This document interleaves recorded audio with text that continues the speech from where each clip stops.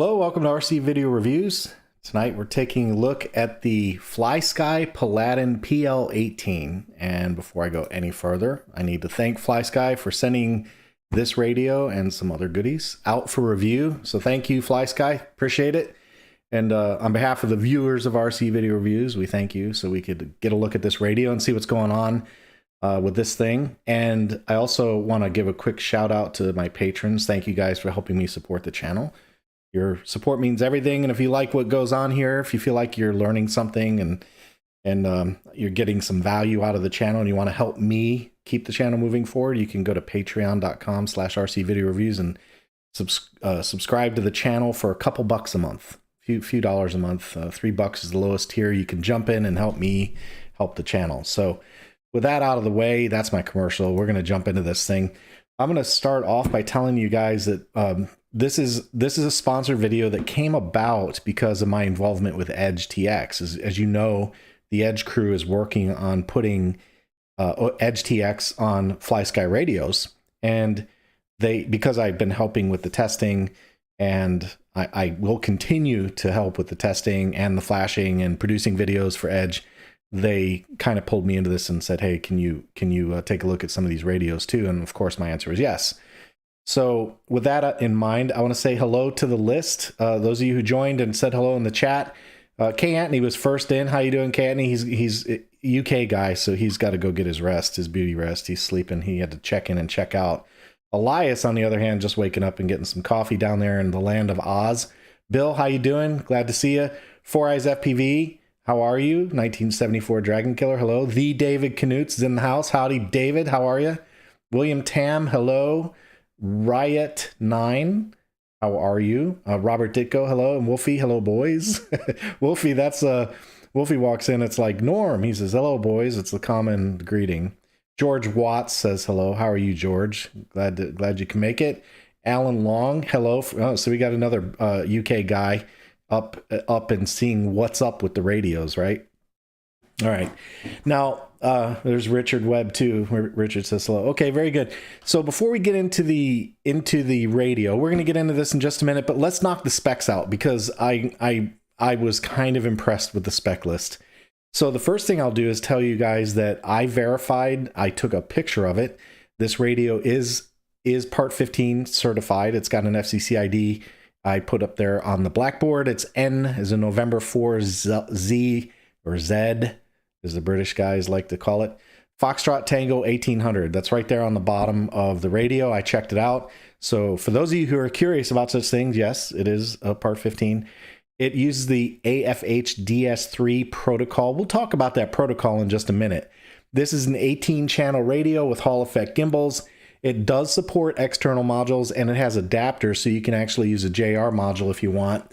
Not sure why they didn't include JR as the de facto standard. Maybe because their modules don't use that format. I'm not sure. But their FlySky is, I am very new to FlySky. I've used a couple of their receivers in the past. First time I've even touched one of their radios. So I'm a FlySky, brand new to these things. As I mentioned, Hall effect gimbals, but we have a little surprise on that front I'll talk about. I mentioned support for external modules. Dual Omni antennas out the back, which is cool. And there's no rubber ducky on these. These are embedded. They use the plastic top. They're right on the top.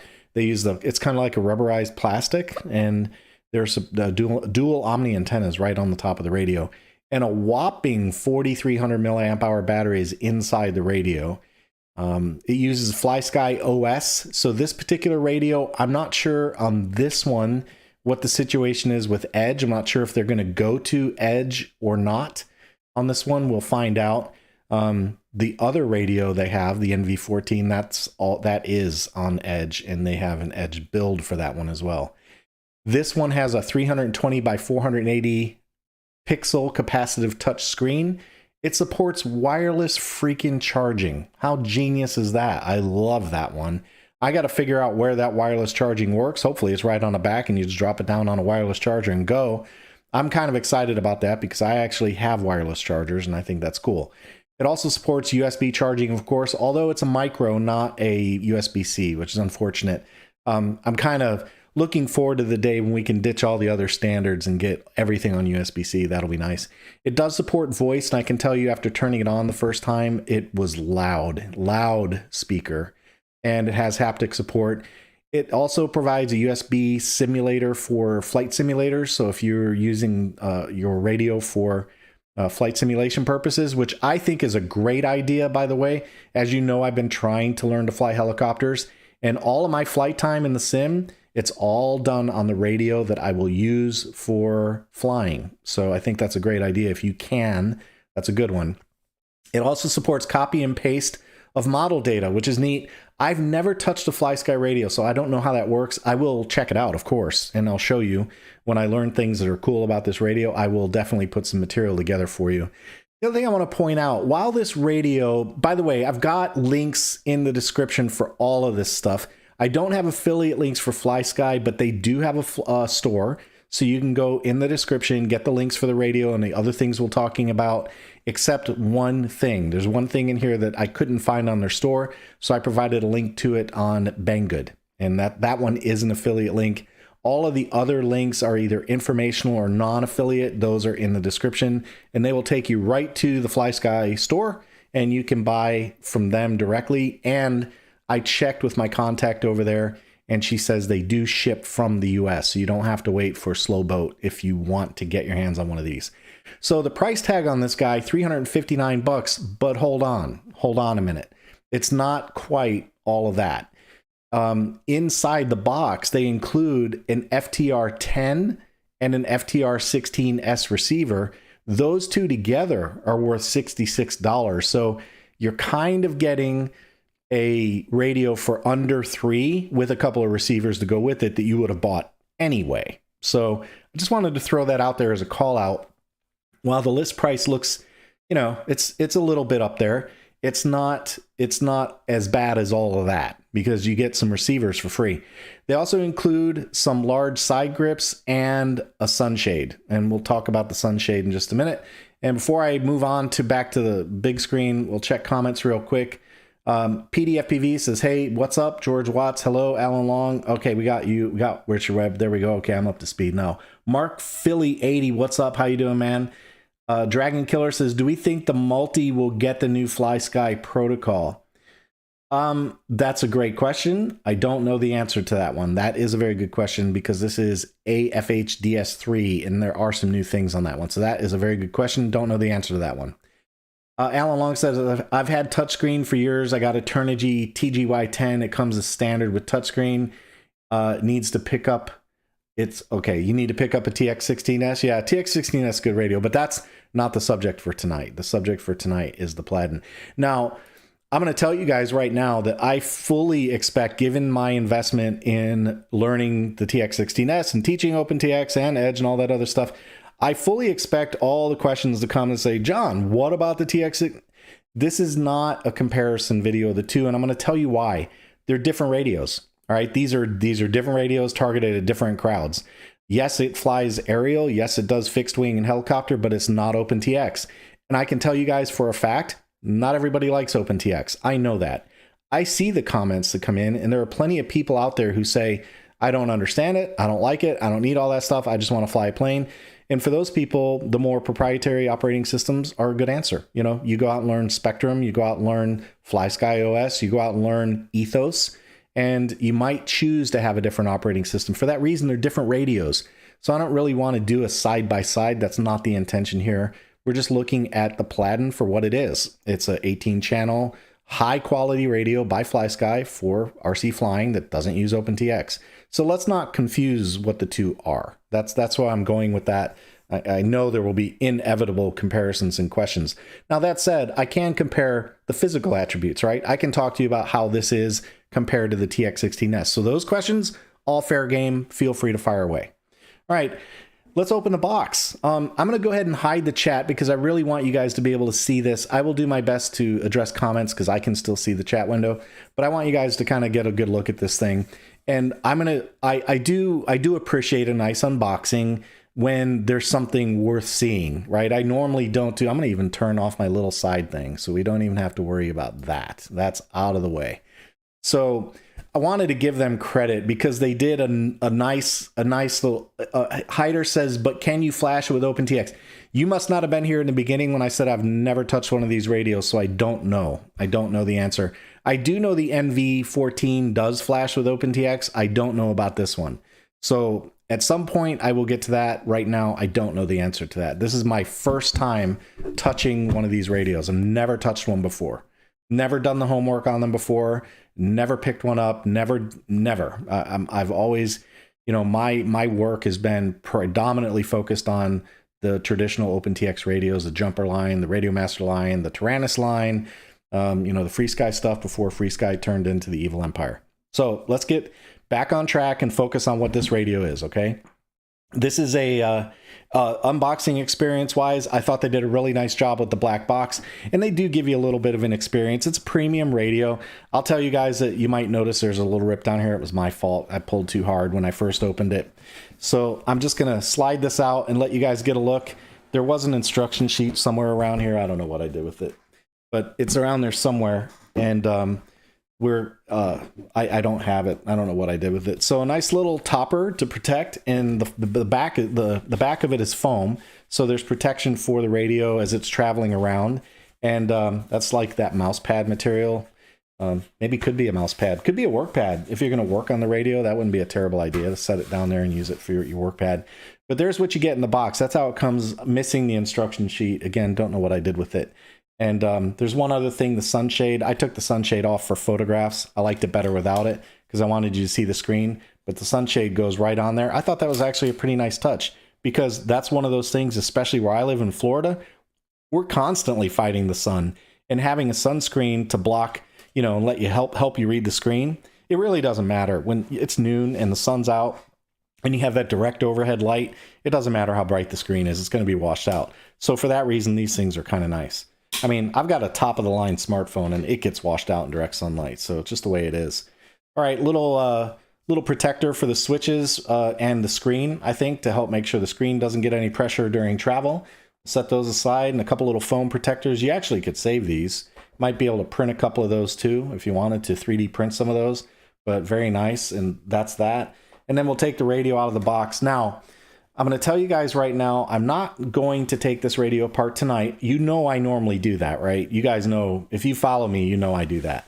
Now, the reason I'm not going to do it tonight is because I want it. Number one, I have another reason to take the radio apart, which we'll get to in just a little bit. But number two, I didn't get a chance to work on it before the video. I really wanted to get this video out there and give you guys a first look. So I didn't get a chance to take it apart to see how it works.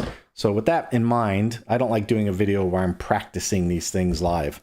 So there's a little box of goodies inside, and then a couple of grips. So here's the extra large grip, and you can see right here, this is where it starts to get kind of thick. It gets real thick right there. That's the extra grip if you have big hands.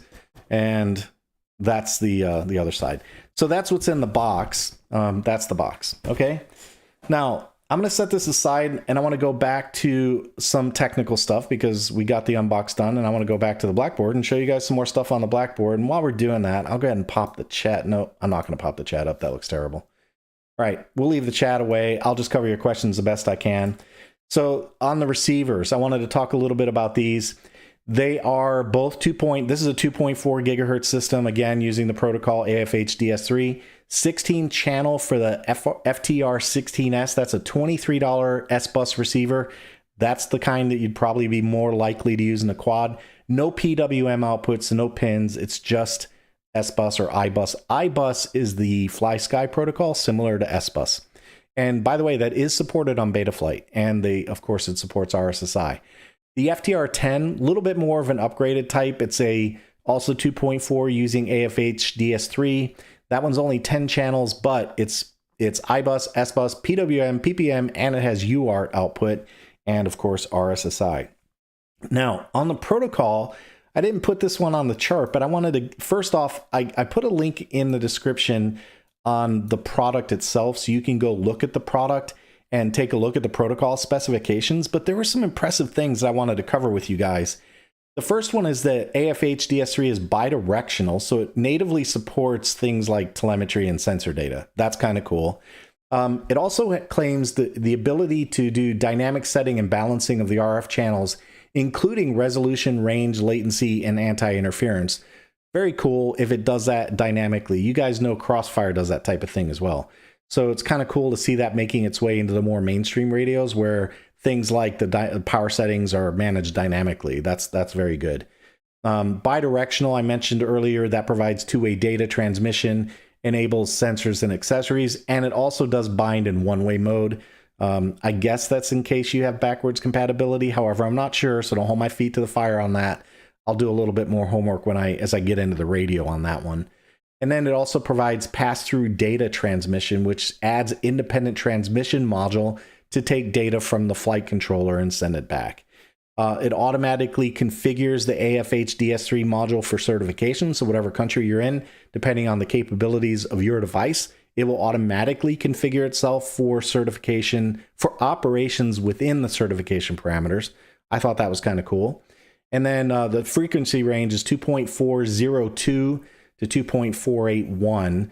Frequencies and hops will change when the system is powered on to reduce interference.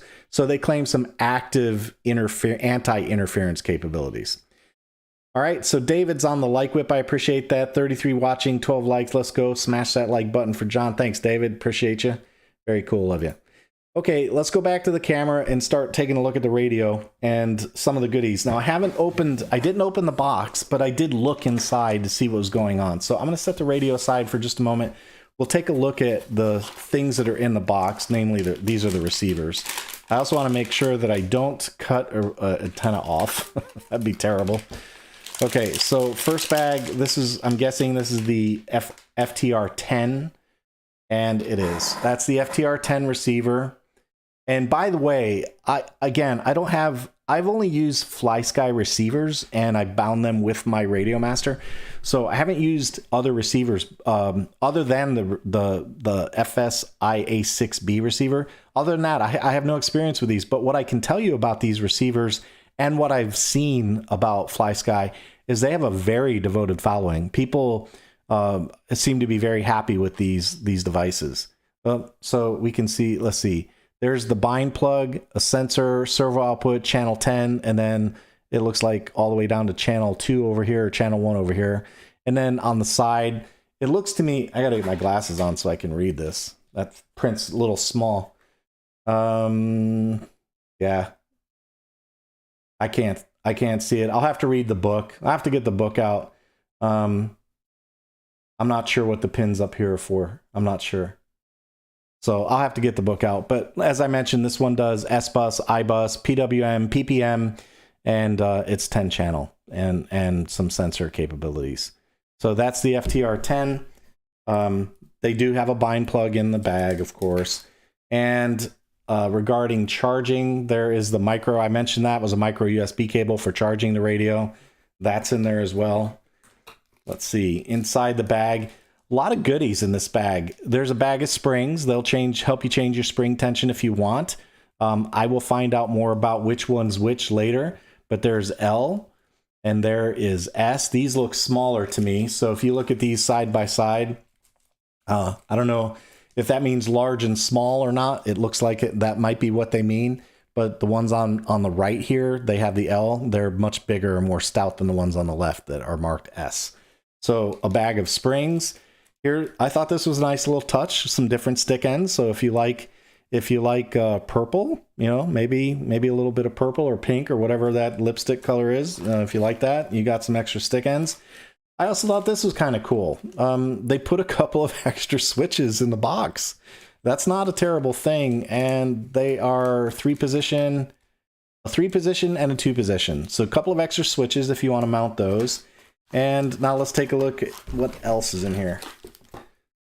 So this would be the little receiver. This will be the 16, the S-Bus. Yeah, it's got a Ziploc, so let me just take that top off of that thing. And hopefully I can get this open.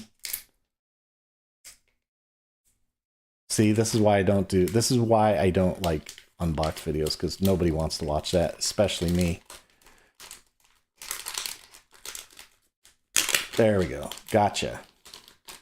All right, there's the little FTR16S, and this looks a lot like a Crossfire. If you know what size Crossfire Nano 2 is, the same exact size. 2 whisker antennas coming off the back. There's the active element.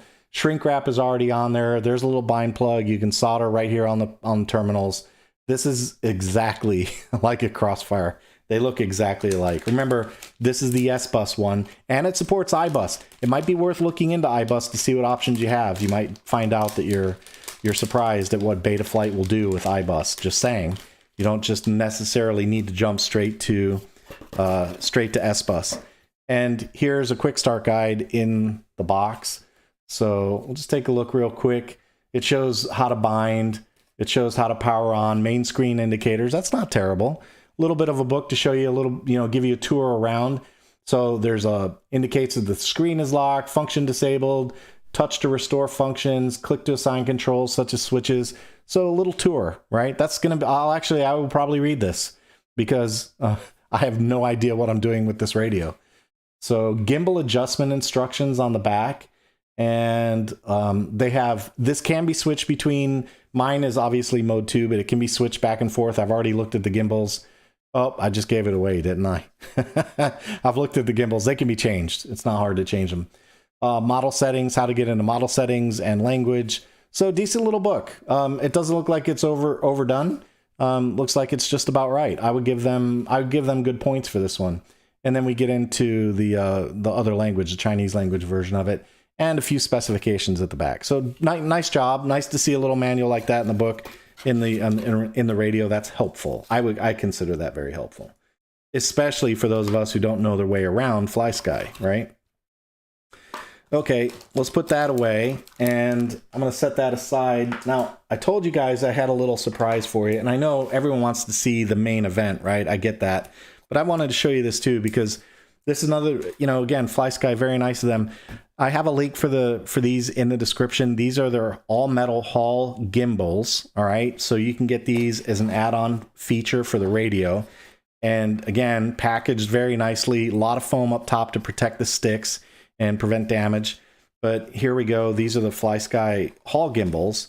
And I'm going to take these out and let you get a look at these things too. They look really nice. I did look these over quite a bit. And, again, in the package, you've got a couple of different mounting screws. So I guess these are for, you probably need them to mount the screws that maybe they're different. The deck might be a different distance or something like that. There's a couple of different tension mechanisms. So if you want to have a strong ratchet on your throttle, this one's got a little indent in there you can add. I can tell you right now that the stock one is smooth, so it will ratchet, but, you can tension it, but you don't feel the ratchet because it's smooth. This one, hopefully you can see there's a little divot right there. That gives you the ratchet mechanism. So that's kind of cool. And then more stick ends. So they give you some black, these are black stick ends. And there you go, stick ends for the gimbals. I'm going to zoom in just a little bit.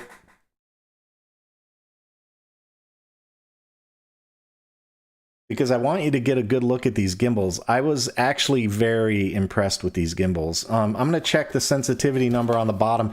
For you guys who are into this type of thing, the resolution on these is 4096. Check that out. So these are the HZCZ03 by FlySky. They're Hall sensors, 3.3 volts, which who cares? That's, whatever. They better work in the radio, right? Resolution 4096. That seems high to me. That seems high. You might want to check that out if you're into such things.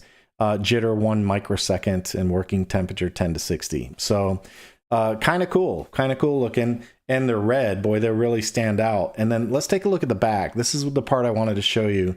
I don't want to, I guess I could probably, I don't want to separate these without, no, I don't really want to pull that apart right now. I want to pay attention to that before I start pulling stuff apart. So here's the back side of it. And as I looked at the mechanism, I believe it's all metal. I believe everything back there is metal. So these gimbals go for $100, which is that's not cheap for a set of gimbal replacements, but I can tell you by looking at them and feeling them that I kind of understand why. I mean, it's all metal. So durability wise, they're going to be real strong. I mentioned the throttle mechanism. You see what I mean? Right here on this leaf spring, the tensioner, there is no downward divot. that is where the raised parts are for the throttle. So when you have the other one on that's got the divot, that's where you'll feel the the ratchet mechanism. So these look like a very, very nice quality part. I know some of you are going to ask if it fits in other radios. I don't know. I don't know the answer to that.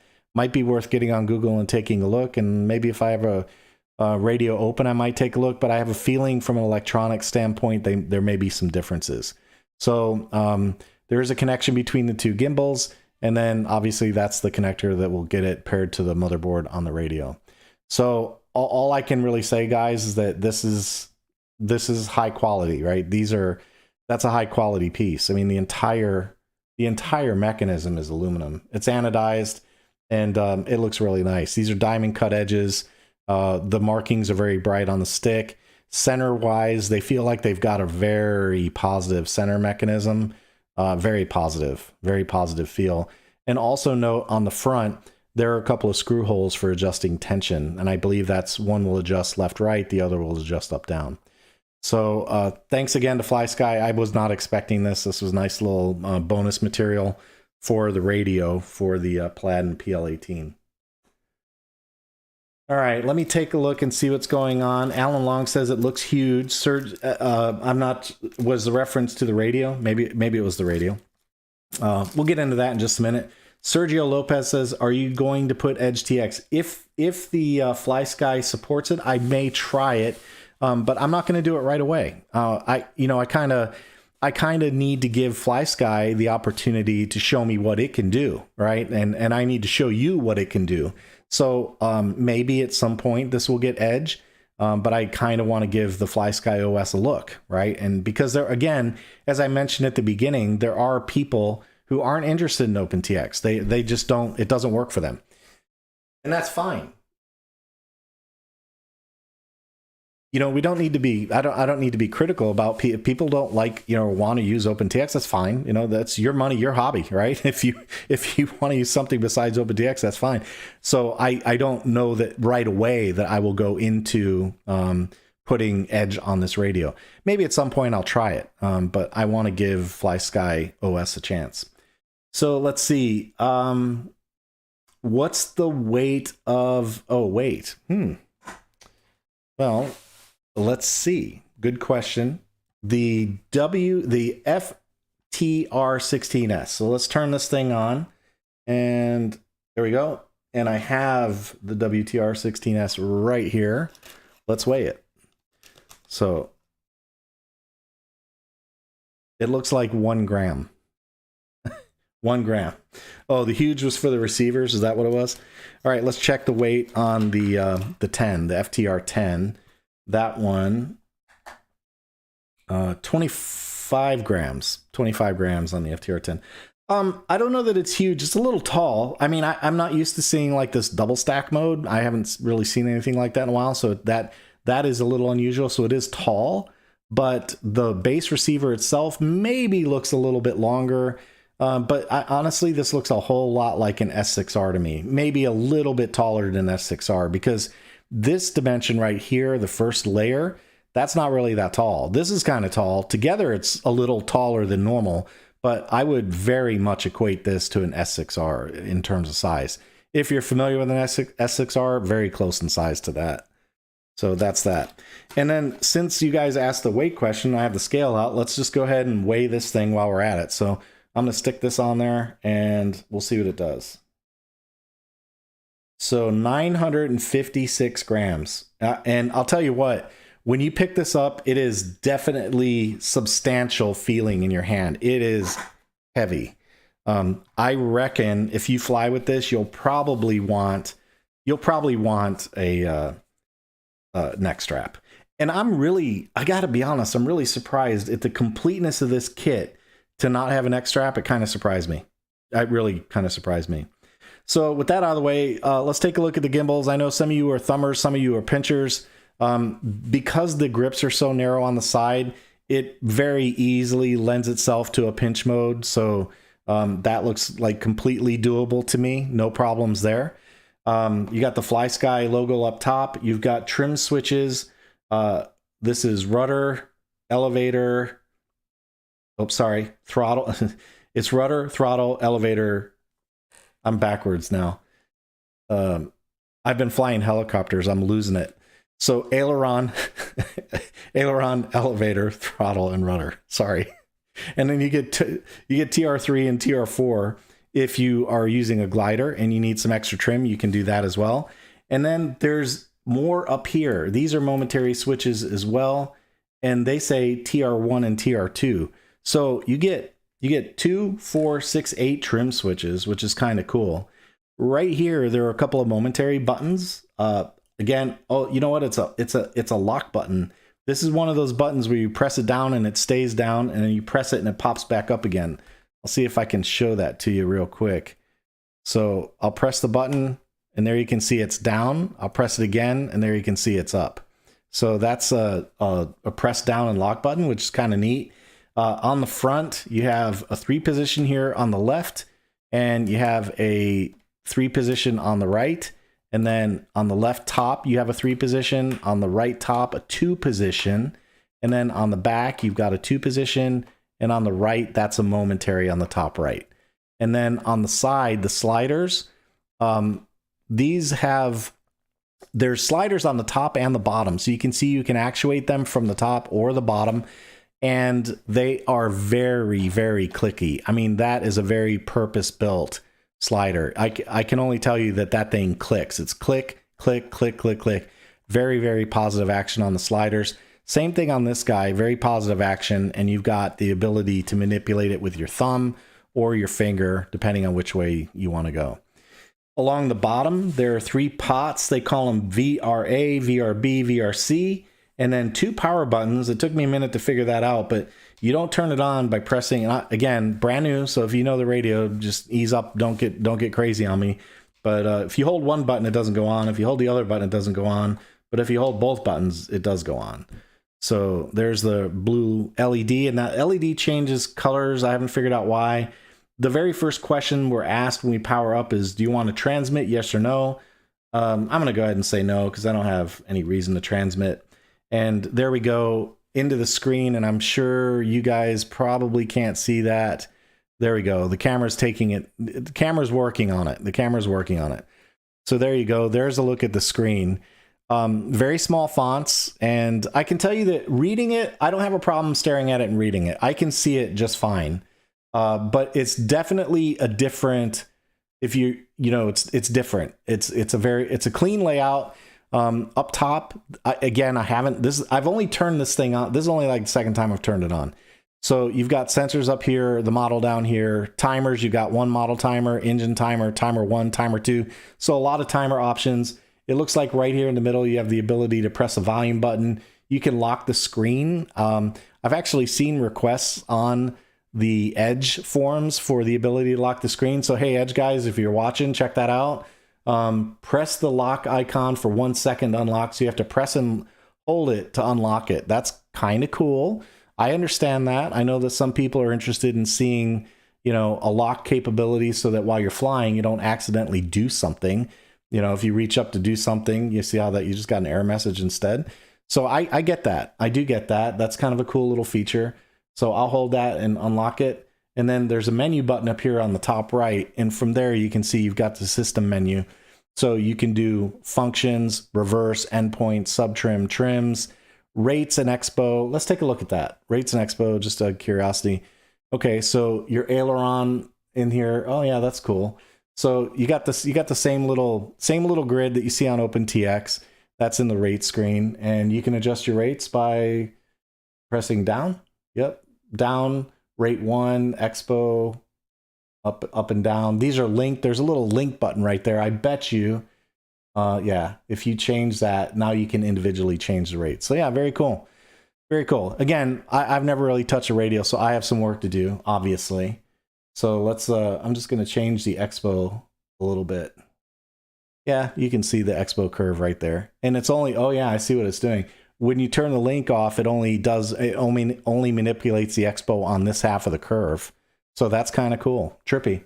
All right, neat. The back button, we'll get out of there. We'll take a look at maybe throttle curve. So if there's a throttle curve. I guess for helicopter guys, maybe there's a idle up 1, idle up 2 throttle curve you can put in there pretty easy. We'll see. I'll mess with that.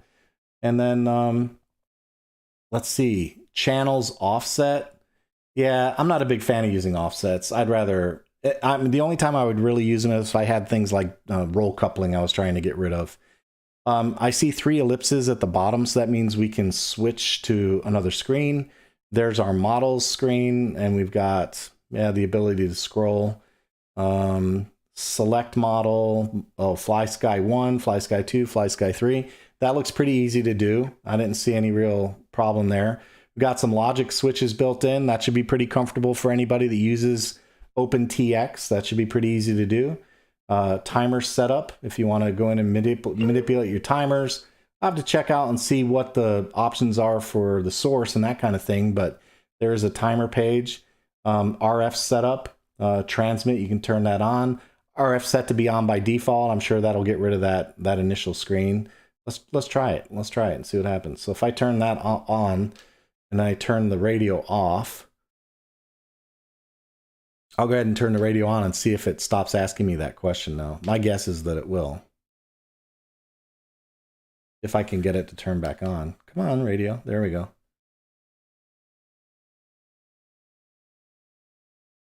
It's complaining about all my switches because I have transmitter on. Maybe that's why it gives you that warning. Maybe that's why. So that way it'll bypass all your switch checks. But anyway, yeah, I can tell you, first touch, right? This thing, the screen feels very responsive. I don't really have any problems with this. Oh, hey, check that out, Help Center. Oh, scan the code and it'll give you information on the manual and how to update. Okay, very cool. And then system settings, sound. This is where I turned off the system sound when I boot up. I'll go ahead and turn that back on so you guys can hear it. Whoops, I think I just have the volume turned way down. Let me turn that up some. Yeah, there we go. That's what I mean, loud. Let me go ahead and turn the radio off, and I'll turn it on while it's next to the microphone so you guys can hear it. So I'm going to turn the radio off, and I'm going to turn it on right by the mic so you can hear just how loud it is. It is loud. Okay, here we go. I'm turning it on.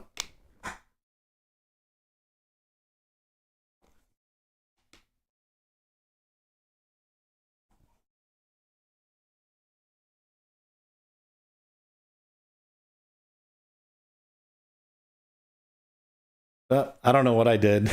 It's not making noise. I can tell you that it's loud. I'll tell you that. I don't know what I did to it. I'll have to spend some time in here for sure. But sounds, system sound, alarm sound, on off sound. That's what I did wrong. I didn't turn it off. I turned the volume all the way off. Let's try it again. You got to read the manual, dummy. All right, here we go. Now it's making noises again. Sounds like a robot. Here we go. Coming on now.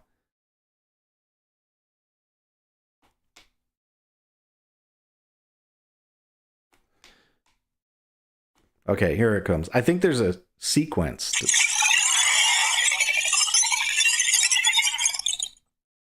See what I mean? Sounds like a... Not in its highest position. Yeah, how about that? Anyway. Yep, so voice prompts. It's very loud. I can tell you that. It seems very loud. I'll have to see at the field what I think of it, but I can tell you sitting here, it's very loud. So... yeah, the menu layout looks pretty easy to navigate. It doesn't look like it's very challenging at all. So on the first page, if you want me to read through it, we've got function assign. I don't know what that does yet. I'll have to spend some time in there, but there's a function menu. It looks like servo reversing. That looks very simple to do. We've got endpoints. So if you want to adjust your endpoints, you can do that in here. Very simple looking to do. The sub trim, we all know about sub trims. If you don't, the idea is that you don't use your trim, you just use your sub trim menu, and it's not giving you a very good look, is it? There we go, that's better. So sub trims, trims, I wonder what's up with trims. Oh, I guess you can assign them. Yeah, it looks like you can assign them. And set a step value and a trim rate. Okay, neat. Like the sound is on now, and it's kind of making me a little crazy. There's a mixer, so if you want to set up mixers, linear mixes, curve mixes, aileron to rudder, that's cool. Looks like some pre-programmed stuff. So if you wanted to do, let's look at aileron to rudder real quick. So upside rate, 10% down. So yeah, it looks like you build your mixes right in this screen. That looks fairly simple. I'll have to play with it and see how it works in practice. Let's see, what else is there? Aileron to elevator. So if you have a delta wing, you could go in there and create a mix. So it looks pretty simple, different than what we're used to on OpenTX, but it doesn't look like it's very complicated. Airplane structure lets you map out your, they call it the engine, the throttle needle, aileron flaps, spoiler, elevator, rudder, V-tail. So you get to lay out your aircraft model on that screen. Let's see, last screen, system and sensors. Let's take a look at the RF setup. So on the RF setup, transmit, RF type, FRM3, I don't know what all this means. Oh, hey, look at that, Crossfire. Check that out. You see the Crossfire support? That's in there. That's interesting. I have to figure that out too. I wonder if this supports, it sounds like that might support Crossfire natively. Interesting. I will dig into this, guys. I can promise that. I'll get under the covers here and figure out what's happening here. But yeah, pretty easy to navigate. It feels very responsive. The screen moves quickly. There's no lag, no delay. It's just pretty much, you know, whoops, that was my fault. It pretty much moves very quickly. I don't see any issues there. There's this thing called, these buttons in the middle. I was kind of thinking those might be pressable, but they look like they're not. The timer, so there you go. You can press the timer button and get into the timer. The sensor button, yep, you can run sensor setup right from there. The model, there you go, right into the model setup. That brought us to model structure, it looks like. So yeah, I mean, looks fairly straightforward. It should be interesting to, you know, spend some time getting used to it. I'm going to go ahead and, whoops, I turned that way up. What I'd like to do is remove the side grips and give you an idea what the side grips look like, and then we'll wrap this up. So I'm just going to pop one of these off. I think for me, I probably will use the side grips, the thicker ones. So let me just pop these off. They're just held in with a couple of rubber tabs. They just slide into the radio. And let's see if I can figure out, here it is. This is the one, looks like. So we'll just pop this guy on there. And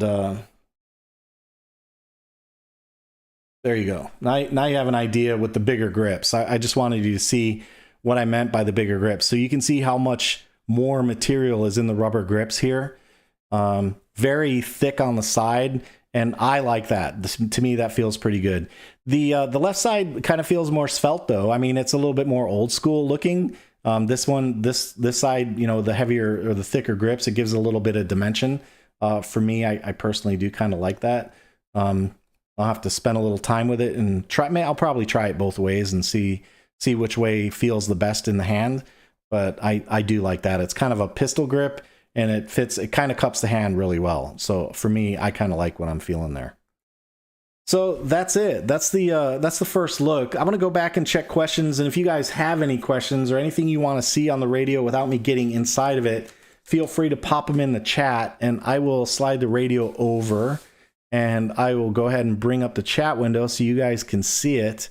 And if there's anything you guys would like to talk about, let's address it. So let me scroll back up. I'll take a look at the questions and we'll see what's happening here.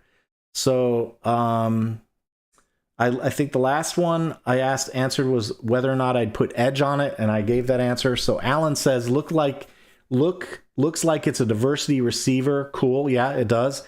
What's the weight? We covered the weight. Never mind, I'll look it up. Okay. Well, I got the weight for you, buddy. We took care of it. David says, a couple of guys at the field use FlySky and swear by them. They claim they get longer distance with them. The radios feel small and almost toy-like to me, but this radio looks pretty good. Yeah, this is a good quality build, okay? I have to spend time with it before I can give you any feedback on longevity, of course, right? You guys understand that. There's no way for me to know how long this thing lasts or what happens when it's out in the sun and in the heat, but I can tell you just by picking it up, it feels very sturdy. It feels, the case feels ridiculously rigid. It is a plastic case. Oh, the antennas, I wanted to show that to you. There's the antenna, right? So there's one antenna here and another antenna here for the 2.4. The handle doesn't fold. There's the module. So you can take these screws, this plate off, that module pops out, and you can mount other module, including other module adapters right here. So you can put a JR adapter and mount a JR module in there. So if you wanted to do something like a multi-protocol module. Now, I don't know if that's supported in software or not. And if it supports OpenTX, of course, it would be supported in software in theory. So more to come on that. We'll explore these things as I spend time with the radio. We have a lot to cover here, a lot to cover. But the back looks very clean. Nothing on the back is removable. No battery bay door. Nothing slides off. On the bottom, there are no connections. You can see there's just a QR code down there and a couple of screws. So these will come out when you need to take the back off, I'm sure. But other than that, there's nothing really happening on the back at all.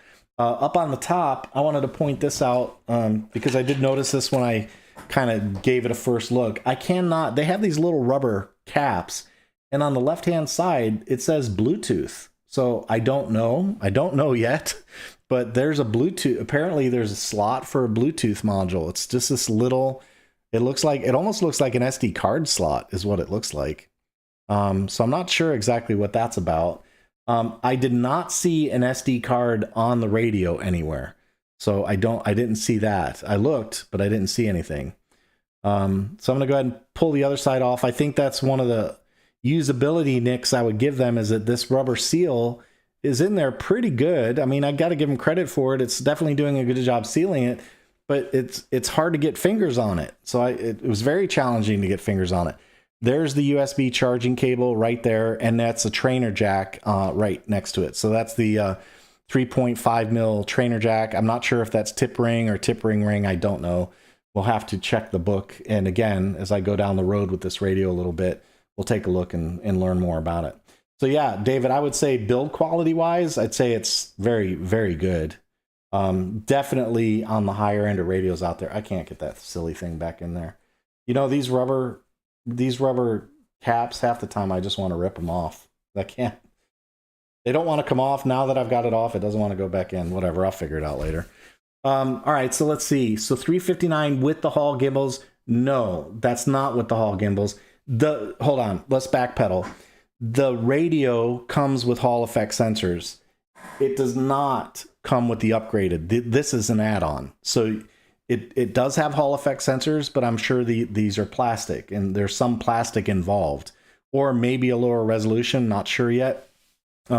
I doubt that it's as simple as a color change, and part of the reason I say that is because you notice on this upgraded gimbal, you've got the screw adjustments right here and here. On this one, those adjustments don't exist. So I'm sure that there's more to it than just a color change. I'm sure of that. My guess is that the resolution on these, the stock ones, will be a little lower. They are Hall effect though, so you do get the Hall effect. You don't get the red anodized, and I don't believe these are going to be all metal inside. That's my strictly speculation. Until I tear it apart, we won't know. So keep an eye on the channel. I'll post a video. We'll take it apart. We'll do the gimbals. We'll take a look and see if we can find out more information about what the differences are. So 359, yes, you do get Hall effect gimbals, but not the upgraded metal ones. That's the difference. I'm not a fan of ratcheting gimbals, but I know some people are. Yeah, so yeah, you can definitely, right now, this is,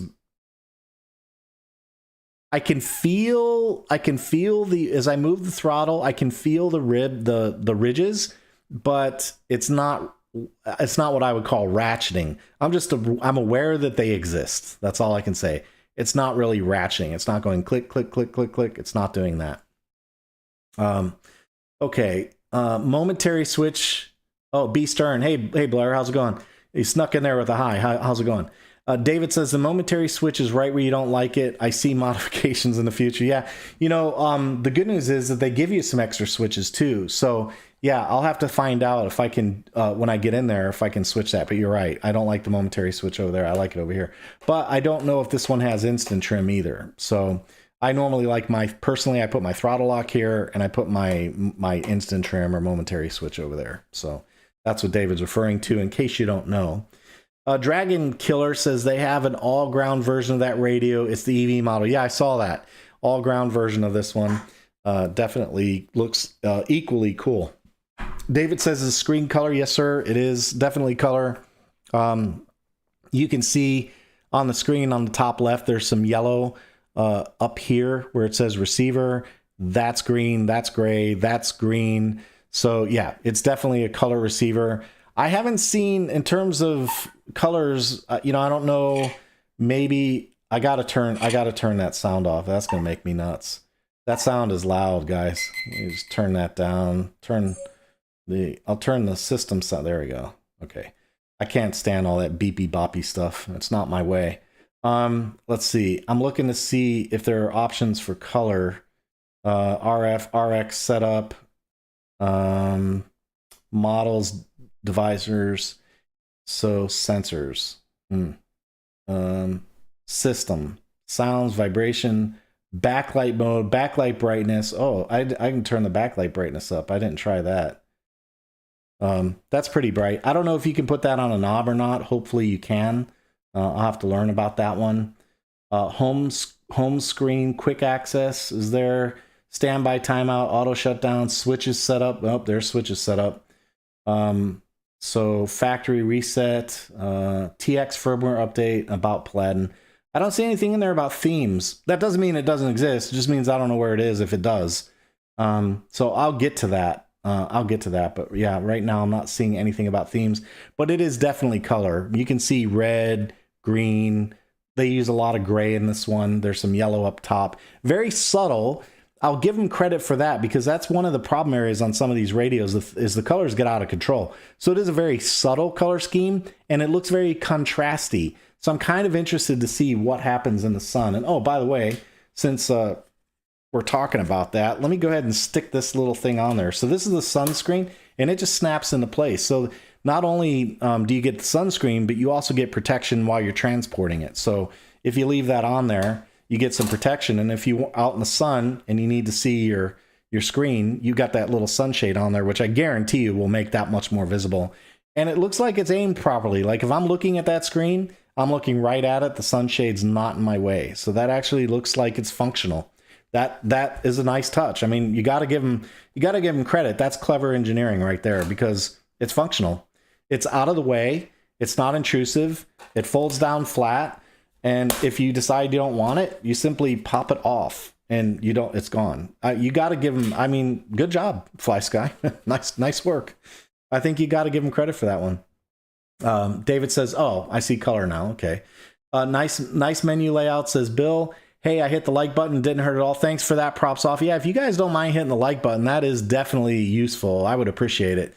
Hit that like button. And if you're not a subscriber too, I don't know if you know this, but I watch my YouTube stats and it's an amazing thing to me that 70%, by the way, I hit a milestone today. The RC Video Reviews channel. Now for big channels, like, yeah, so what? I do that in a month. But for me, it's kind of a big thing. The channel hit 2 million views today. 2 million times people have seen my videos. And here's the kicker. Out of that 2 million times, 70% of them don't subscribe. So subscribe. Hit the button, man. Help me grow the channel. Join in, be part of it. And hit the like button. That helps too. It helps the channel grow. It helps my videos get placement. And the more I get placement, the more stuff I can do.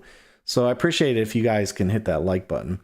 Bill says, yeah, it is loud. It is loud. I'm sorry I didn't do such a great job, but mainly it's because I don't really know how to operate the radio yet. So I apologize for that. But yeah, it is definitely loud.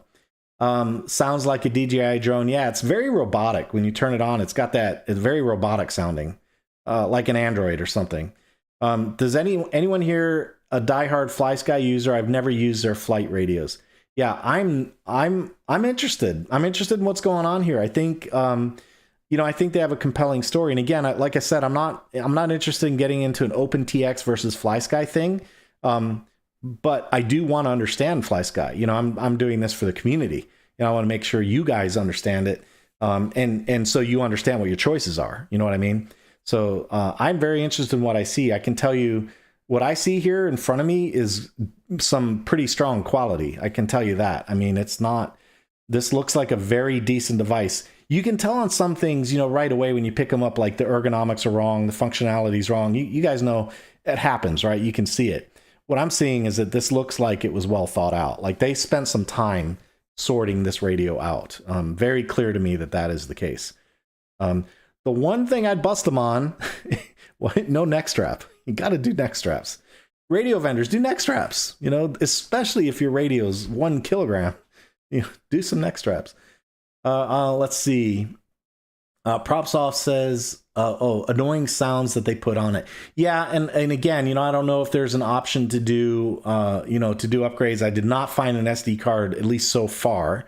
So we'll see. We'll see. I can tell you that the voice prompts that I've heard, though, David, they sounded very good, like very clear English. So the voice prompts sounded very good to me. All right, let's see. I'm waiting for you. I purchased one when they first came out, never got around to using it. Okay, well, maybe we'll spend some time on the channel doing some videos, and maybe we'll get a chance to use it. Toki Mohara says, what protocols can be used? This one is AFH DS3 for the air protocol, and then the protocols for the receivers are supported. The receivers support iBus, SBus, PWM, PPM, and UART for bidirectional. Or sorry, no, I'm speaking out of the side of my mouth. It has a UART port, but the receivers support bidirectional communication via AFH DS3. All right, a lot of RC truck guys use these radios. Yeah, I could see why. I mean, they seem pretty solid. That's for sure. Issue with the updated hardware at a time. Issue with using JR302, I think. Oh, okay. No bay for the Blair. Yeah, I covered that earlier. There is an expansion option, so you can add on the back. You can remove this module, and there's a converter that allows the back to accept JR modules. So that would take care of Crossfire and Express LRS. Now, whether or not the software supports it, that I don't know. That part I don't know. All I can tell you is that I saw Crossfire inside. I did see that. There was a Crossfire menu option that said CRSF. I saw that. But I don't know much about the support. What I will say is if it does support Crossfire, and I think it does, then Express LRS would be supported because Express LRS uses Crossfire. All right.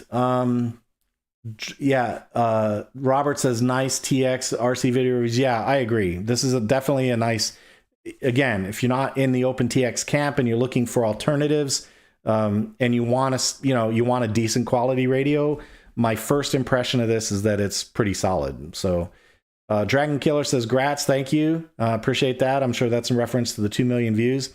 A lot of people, first radio is a FlySky. Congrats on 2 mil. Thank you, Robert. Yeah, I know that FlySky radio and that base model FlySky gets a lot of props too. I've heard people talk substantially about that radio. That's the base model radio. I've heard people say, man, I use that thing for a long time and it served me perfectly well. No problems. So yeah, I agree.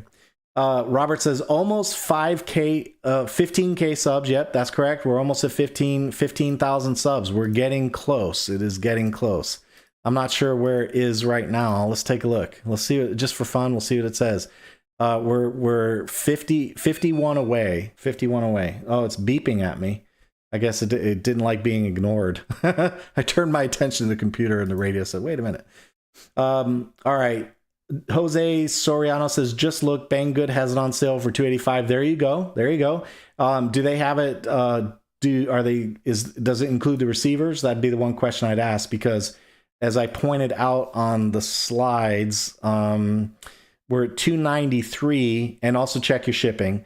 But we're at $293 if you exclude the cost of the receivers. Just throwing that out there. But yeah, shop around. And if it's on Banggood, I'll throw out an affiliate link for that too. Blair's got to run. Take it easy. Good to see you, Blair. Thanks for stopping in. I'm waiting for you. Says you can tell you have a good car is slam the door. If it's solid, sounding is good. If it sounds like you throw a metal garbage can down the street at midnight. Yeah, you're right. I can tell you from a this thing feels serious. The weight and the rigidity of the device, it feels serious. Like it's not a lightweight radio. It doesn't feel plasticky or like a toy. You know, you guys know what I'm talking about. Some radios just feel that way. This thing feels very solid in the hands. Absolutely no question about that. All right. Let's see. I'm waiting for you. Says first gen didn't support the 302 module. I put it away after waiting forever for the new updates. Okay. At least this one is easy on the eyes, not like the Corella. Oh, I'm sorry, Robert.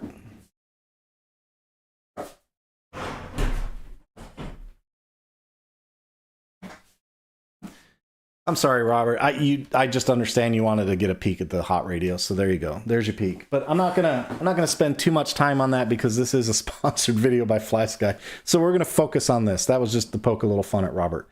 All right, let's see. Easy on the eyes, not like Corella the Swamp Queen. All right, very nice. Good shot. I like that one, Robert. Good job. All right, guys. Well, listen. Hey, I'm not seeing any other questions. I don't see anything else in the chat. I think we've kind of covered the material that I wanted to get through with the radio. I do want to remind you guys again that this is a sponsored video by FlySky. So thanks again to FlySky for sending me the PL18 and these very cool little Hall effect metal gimbals. I will absolutely be putting these in the radio. You guys know that's going to happen. And I'm anxious to try them out. You know, I'm anxious to see how things feel. But yeah, I got to tell you, my first impression, solid. I got to give them definitely a 2 thumbs up. They did it up there, 2 thumbs up. They did a very nice job in the boxing, in the presentation, in the accessories. I hope they take me up and start adding neck straps. That would be a good idea, in my opinion. But as far as I can tell, out of the box, everything looks like it's a very good quality piece. So next, you know, we'll spend some time looking inside. We'll change the gimbals out. I'll get one of these receivers out and bind it up to something. We'll try it. I don't know. Maybe I'll try it on one of the helicopters or a quad. I don't know. We'll try it on something.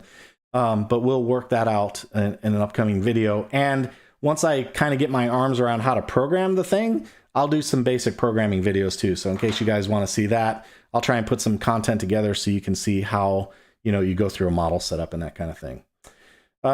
She's beautiful. I agree. Yeah, they both are. They both are. This one and the other one, the one that Robert's jealous of. Way to go, FlySky. I agree, Robert. Very nice. It's got pink sticks, Robert. Yeah, this one does come with pink sticks. Alan Long says 2:30 a.m. Good night. Thanks for sticking with us, Alan. Appreciate that. That's a way to go. Bill says, okay, I'll go now, and that's it. All right, fellas. Well, hey, thanks for joining me on the first look on the FlySky Paladin PL18. Hope you enjoyed the content. And a reminder, if you like this kind of content, hit the subscribe button, man. 70% of you guys that watch this stuff, you don't subscribe. You got to subscribe. It helps. It helps. If you subscribe, I can do more stuff. So subscribe to the channel. All right, David says, thanks, John, and FlySky, nice looking radio. Thank you, David. Appreciate that. And that's all I've got for tonight. Y'all take it easy. Have a great night.